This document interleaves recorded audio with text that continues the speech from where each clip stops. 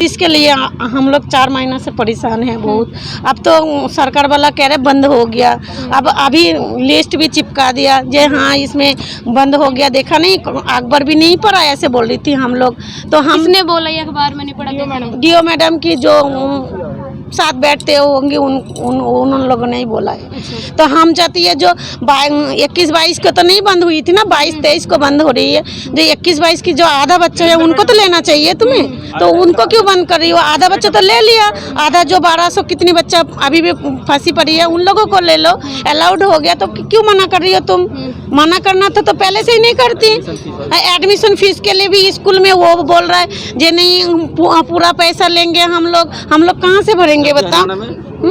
जब भी हरियाणा में लागू हो गया, जब फीस नहीं ले सकती है, एडमिशन फीस नहीं ले सकते, एनुअल चार्ज ले सकती है, लेकिन फिर भी स्कूल वाला ले रहा है। हमारे बच्चा की भी पर्ची कटा के ले आई है। कौन से स्कूल में पढ़ते हैं बच्चा? मेरा बच्चा तो नवोदय सरस्वती में पढ़ती है, बार मोहल्ला के अंदर। कौन सी क्लास में? 9th में गया इस बार। 9th में? हाँ। तो वो चार्ज मांग रहे हैं? हाँ चार्ज मांग रहा है, वो तो मैं लिस्ट बना के भी लेके आई है। लिस्ट दिखा दीजिए आप एक बार, क्योंकि उसमें पर्ची बनाते हैं ना, तो पर्ची बनाने के लिए वो पर्ची दिया भी है। ऐसे कैसे मना कर सकते हो? नहीं मना कर सकते ना हम लोगों को। बाद की जो रूल है होते हैं उसको लागू करो, तुम हम मना नहीं कर रही है। देखो पर्ची बना के दिए 21,000 मंथली फीस, 2100 रुपये मंथली फीस। हाँ पहले तो 1750 था, अब इस बार 250-300 बढ़ा दिए ना। हाँ लेकिन उन्होंने तो बढ़ा दिया, हमने पर्ची काट के दिया। देखो प्रिंसिपल का साइन भी है इसमें। बताया था आपने कि ये गवर्नमेंट ने मना कर रखा है ये सब लेने? नहीं उस टाइम नहीं मना हुई थी ना, अभी तो 1-2 दिन पहले मना हुई है। उस टाइम नहीं, मैं 31 तारीख को गई थी, फिर पर्ची बना के लेके आई थी। अब जाएंगे स्कूल में, पता करेंगे जो ऐसे बात हुई है तो फिर मानेगा तो अच्छी बात है, नहीं तो डीओ साहब के पास फिर आना पड़ेगा हम लोगों को। क्यों बंद कर दिया बताओ? हमारा 134 का मुद्दा है जिससे हम 4 महीने से परेशान हैं।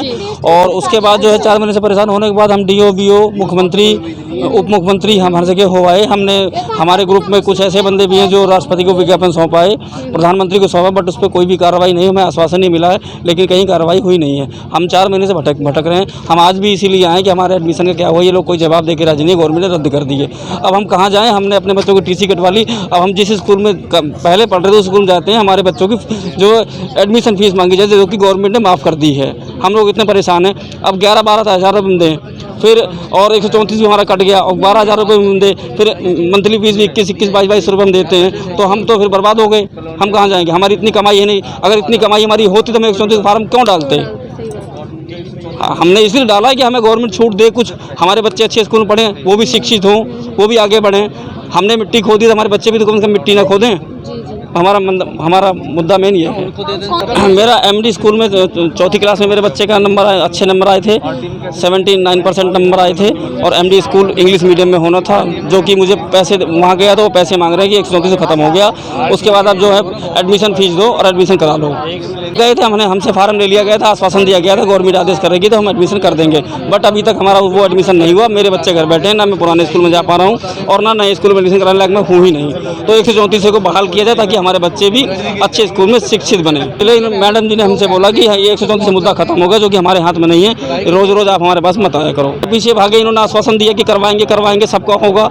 इन्होंने वेरिफिकेशन करवाई, उसकी क्या नाम है फैमिली ID की वेरिफिकेशन करवाने आप फुल आश्वासन दे कि हम लोग जाके स्कूल में ज़्यादा कराएंगे, लेकिन किसी ने कोई भी नहीं सुनवाई करी। खाली आश्वासन मिला, आश्वासन के नाम पे हमें धोखा मिला और हम लोग परेशान हैं। हम लोग ड्यूटी छोड़ के, नौकरी छोड़ के, छोटे छोटे बच्चों को छोड़ के, औरतें आई हैं, बहनें हमारी आई हैं, जो है सारा छोड़ के, काम धंधा छोड़ के हम लोग इतने परेशान हैं कि अब तो रोटी के बिलाले पड़ गए, हम लोग जाएँ कहाँ? 134 के एडमिशन के लिए ही हम आए हैं DO मैम के पास, लेकिन वो मना कर रहे हैं कि 134 खत्म हो गया है। पहले से आ रहे हैं, लेकिन वो कहते थे, मैडम भी कहती थी, यही कहती थी कि हम जाएंगे और आपके बच्चों का एडमिशन कराएंगे, लेकिन आज तक कोई सुनवाई नहीं हुई है।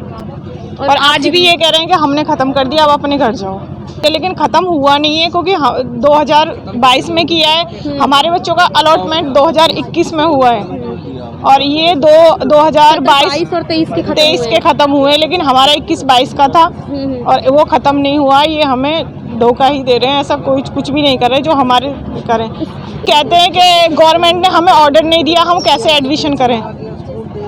स्कूल वाले ये बोलते स्कूल वाले कहते हैं कि गवर्नमेंट के हमें कोई भी ऑर्डर नहीं दिया, हम एडमिशन कहाँ से करें। हम 134 को ख़त्म कर दिया हमने। डीओ मैडम तो मिलती ही नहीं है यहाँ पे। और डीओ मैडम से हम अभी भी गए बात करने, लेकिन बाहर से ही हमको कह दिया कि ये 34 ख़त्म कर दिया और एक वो स्लिप लगा दी। जिला मौलिक शिक्षा अधिकारी से आप लोग मिलने गए थे, बाहर नहीं आई वो आप लोग? नहीं आई, मिलने नहीं आई। उन्होंने कह दिया कि इसको पढ़ लो और घर जाओ। नोटिस पढ़ के घर जाओ। हाँ, घर जाओ, ये बोला 134 ख़त्म कर दिया। हमारे जो 560 एडमिशन हो चुके हैं और बाकी वो कोर्ट में चले गए हैं। कोर्ट के भी ऑर्डर हैं कि उनके खिलाफ ऐसे एक्शन नहीं लेनी स्ट्रिक्ट। तो और हमने उनके लिए मान्यता रद्द करने के लिए भी लिखा था जिन्होंने एडमिशन नहीं करे। इसलिए अगर जिन्होंने एडमिशन ले लिए हैं उनका तो हो ही गया, और बाकी जिनके नहीं हुए हैं अब जो कोर्ट का डिसीजन आएगा उसके बाद होंगे वो उस हिसाब से। लेकिन कुछ बच्चों ने जैसे SLC वगैरह ले ली थी, तो हमने उनके लिए भी कहा है कि भाई अपने स्कूल में जाओ और अपना एडमिशन ले लो, जिससे तुम्हारी साल ख़राब ना हो। नहीं है उन्हें जो 134 के अंडर एडमिशन हुए हैं उनसे हमारे पास तो अभी ऐसी कंप्लेंट आई रही है कि वो ऐसा मांग रहे हैं। वो तो उन्हें भी स्कूल वालों को पता है कि 134 में कुछ नहीं लेना। ये निकलेंगे, लेटर आ चुका है कि जो पहले पढ़ रहे थे 134 में वो 134 के अंडर जो भी फैसिलिटीज़ है उनकी वो अवेल करेंगे, और बाकी नए सिरे का कैंसिल।